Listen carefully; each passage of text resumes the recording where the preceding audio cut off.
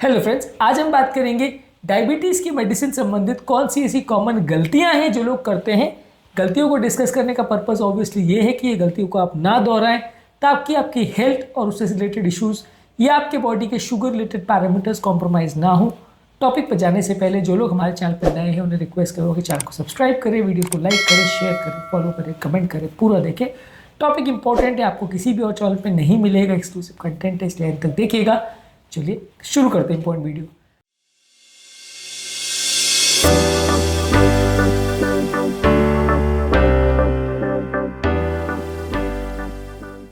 Insulin संबंधित सबसे common mistake जो लोग करते हैं कि इंसुलिन के डोज का कैलकुलेशन गलत हो जाता है या जितना डोज देना होता है उससे कम या ज़्यादा दे देते हैं, गलत तरह का इंसुलिन दे देते हैं। ये कॉमन मिस्टेक लोग करते हैं।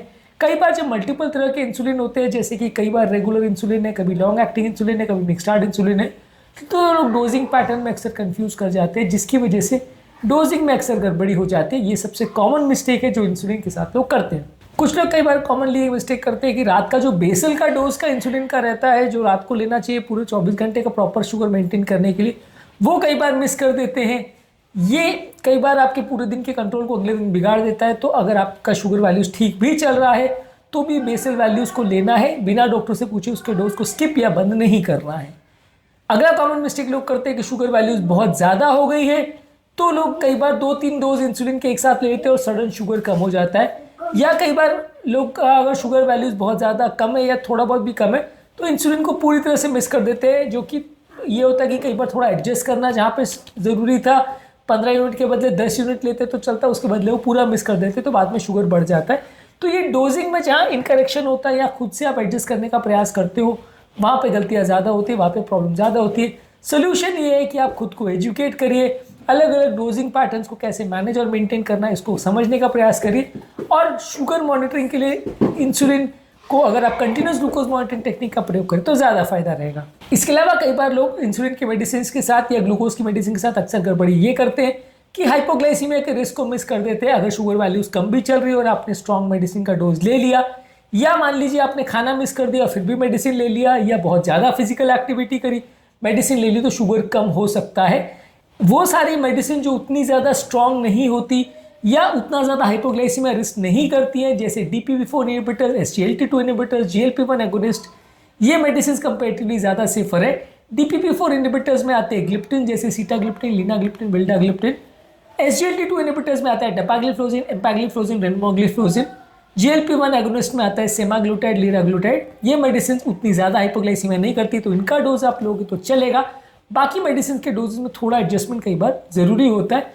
यदि आप इसको समझ के घर पर मैनेज कर सके तो ज़्यादा अच्छा है, नहीं तो कई बार मिस्टेक्स होती है।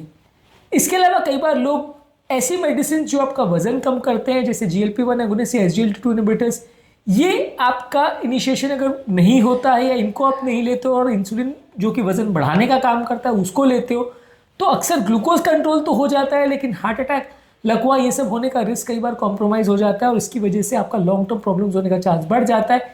इसलिए जहाँ पर भी वजन कम करने की गुंजाइश है या कार्डियो सेफ मेडिसिन ज़्यादा लेने की गुंजाइश है, वहाँ पर उनको बेटर प्रेफरेंस देना चाहिए एज़ कम्पेयर टू वो मेडिसिन जो उतने लॉन्ग टर्म प्रोटेक्शन पर फोकस नहीं करती।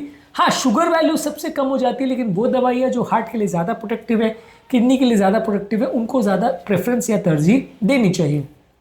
इसके अलावा कई लोग ऐसा करते हैं कि ड्रग इंट्रैक्शंस पर ध्यान नहीं देते। कई बार लोग अलग अलग तरह की मेडिसिन को एक साथ में ले लेते हैं, लेकिन उनका आपस में क्या इंट्रैक्शन होगा और मिलकर शुगर वैल्यूज़ को कितना कम करेंगे वो कई बार भूल जाते हैं। कई बार वो डॉक्टर्स भी आपको लिखने में या दवाइयाँ देने में गलतियाँ कर देते हैं, जिसकी वजह से कई बार शुगर वैल्यूज़ बहुत ज़्यादा कम हो जाते हैं। इसलिए अलग अलग तरह की डायबिटिक रेजिमेंट्स और थेरेपीज़ पर ध्यान देने की ज़रूरत है। इसके अलावा एक और कॉमन मिस्टेक है कि कई हर्बल मेडिसिन या हर्बल थेरेपीज़ या आयुर्वेदिक नुस्खे भी लोग साथ में करते रहते हैं, जिसकी वजह से हाइपोग्लाइसीमिया होता है।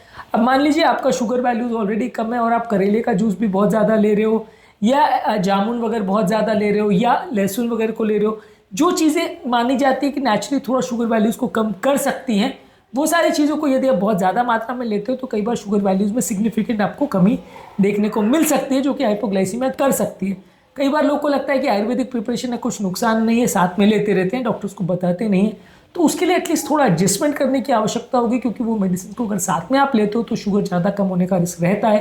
जिसके लिए थोड़ा सतर्क रहने की आवश्यकता है, नहीं तो बहुत ज़्यादा शुगर कम होने पर भी डेंजरस हो सकता है।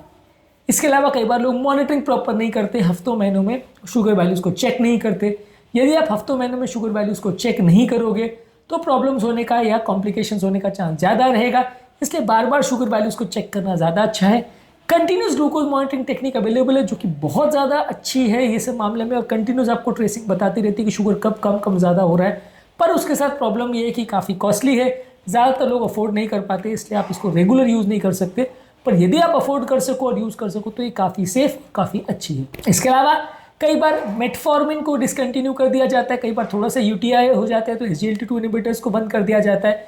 छोटे मोटे साइड इफेक्ट्स के लिए कई बार बहुत अच्छी मेडिसिन जो कि लॉन्ग टर्म बेनिफिशियल ज़्यादा हो सकती है उनको मिस कर दिया जाता है, बंद कर दिया जाता है, जो कि आपके लिए लॉन्ग टर्म डेट्रीमेंटल होता है, लॉन्ग टर्म नुकसानदायक होता है। तो वो भी एक कॉमन इशू है। पेशेंट्स कई बार एक आध एपिसोड ऑफ हाइपोग्लाइसीमिया हो जाता है तो डॉक्टर के पास चढ़ बैठते हैं कि नहीं ये दवाई आपने बहुत ज़्यादा यदि प्रॉब्लम हो गया, इसलिए डॉक्टर अगली बार डर के आपको दवाइयाँ नहीं देते हैं। अब डेपैग्लिफ्लोजिन एम्पैग्लिफ्लोजिन से पेशाब में इन्फेक्शन हो सकती है, पर एक बार भी अगर इन्फेक्शन हो गया, जो कि ज़रूरी नहीं है कि दवा की वजह से ही हुआ हो, वैसे भी हो सकता है। किडनी पेशेंट्स को डायबिटीज़ में वैसे भी इन्फेक्शन होने का चांस ज़्यादा रहता है, तो अगर हो गया तो फिर पेशेंट कई बार डॉक्टर पर हो जाता है कि नहीं दवा की वजह से हुआ, अब दवा नहीं लेंगे, तो लॉन्ग टर्म उसके बेनिफिट्स कई बार कॉम्प्रोमाइज़ हो जाते हैं। पहला या एकमात्र एपिसोड होने पर भी दवाइयाँ बंद हो जाती है। GLP-1 एगोनिस्ट के साथ थोड़ा सा उल्टी जैसा लगा, थोड़ा बहुत खराब लगा और दवाइयाँ बंद हो जाती हैं। तो ये सारी चीज़ें यदि आप करोगे तो लॉन्ग टर्म प्रॉब्लम्स होने का चांस ज़्यादा रहेगा, हेल्थ कॉम्प्रोमाइज़ होने का चांस ज़्यादा रहेगा। इसके अलावा पेशेंट एजुकेशन पर कभी फोकस नहीं किया जाता। पेशेंट को बीमारी के बारे में अगर पता नहीं है, वो खाली डॉक्टर की दी हुई प्रेस्क्रिप्शन को अगर फॉलो कर रहा है, ना वो चेक कर रहा है, ना वो खाने पीने पर ध्यान दे रहा है, ना वो वजन कम करने पर फोकस कर रहा है, तो लॉन्ग टर्म प्रोग्नोसिस उसका अच्छा नहीं रहेगा। ज़्यादातर पेशेंट्स को हमारे सेटअप में पता ही नहीं रहता कि डायबिटीज़ के क्या कॉम्प्लिकेशंस है, क्या इश्यूज होता है, क्या तकलीफ हो सकती है। वो तब आपके पास आते हैं जब वो सिस्टम खराब हो चुका होता है, और उसके बाद फिर वो इधर से उधर हर टाइम पर हर अलग डॉक्टर से बात जाते रहते हैं, हेल्थ बिगड़ता रहता है। पेशेंट एजुकेशन एक बहुत ही ज़्यादा इग्नोर्ड एस्पेक्ट है हमारे इंडियन सिनेरियो में। इसके अलावा किडनी का फंक्शन और लिवर का फंक्शन भी कई बार इग्नोर हो जाता है।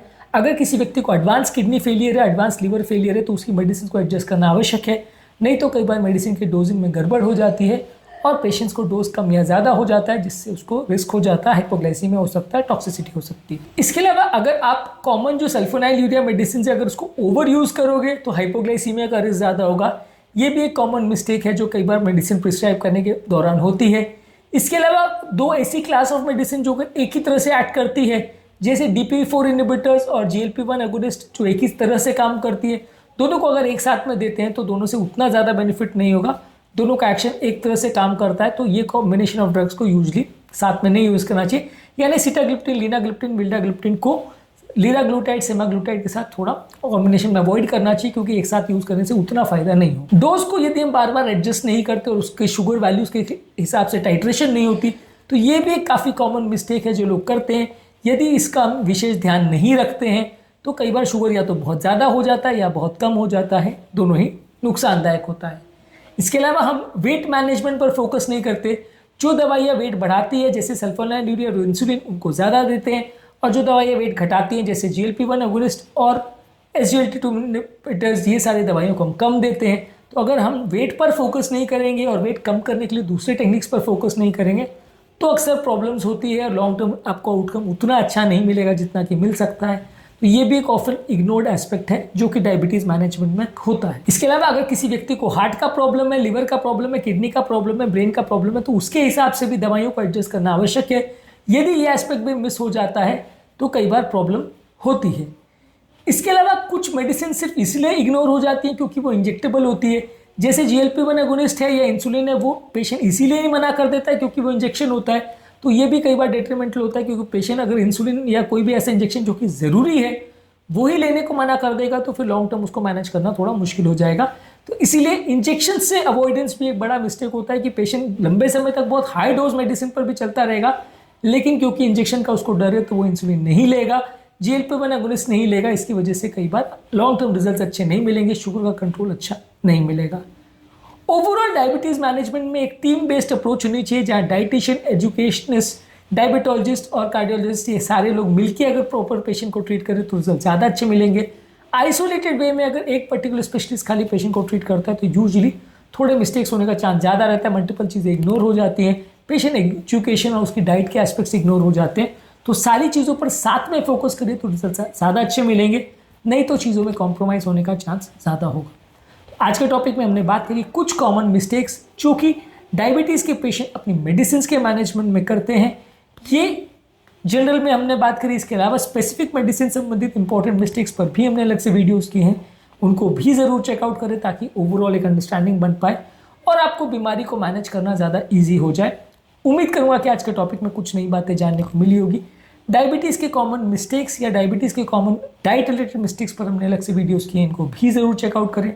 टॉपिक एंड करने से पहले जो लोग हमारे चैनल पर नए हैं उन्हें रिक्वेस्ट करूँगा कि चैनल को सब्सक्राइब करें, वीडियो को लाइक करें, शेयर करें, फॉलो करें, कमेंट करें, पूरा दें।